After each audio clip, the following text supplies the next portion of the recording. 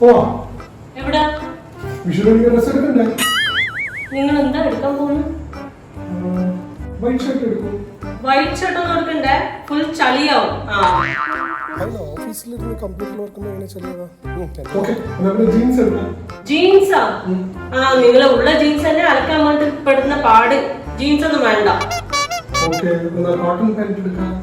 Cotton pant അല്ലേ? നിങ്ങൾക്ക് അത് ശരിയാവുന്നില്ല എന്ന് പറഞ്ഞിട്ട് നല്ലതല്ല എന്ന് പറഞ്ഞിട്ട് കഴിഞ്ഞ പ്രാവശ്യം അങ്ങനെ എടുത്തു വെച്ചത്. അതൊന്നും വേണ്ട. ഇനി ഞാൻ ഒന്നും എടുക്കാൻ പാടില്ല എന്നാണ് ഇവള് വിചാരിക്കുന്നത്. അങ്ങനെയൊന്നും ആയിരിക്കില്ല. മുണ്ടാ?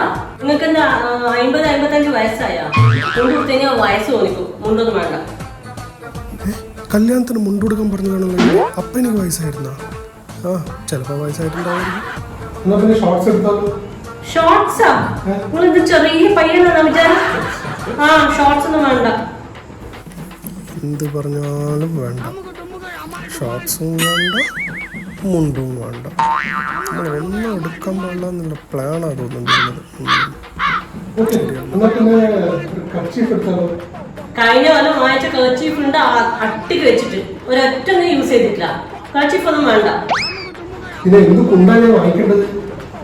വേണമെങ്കില് ഒരു തോർത്ത് വാങ്ങിച്ചോ, എന്നിട്ട് തലയിലിട്ടിട്ട് അങ്ങനെ പോവാല്ലേ?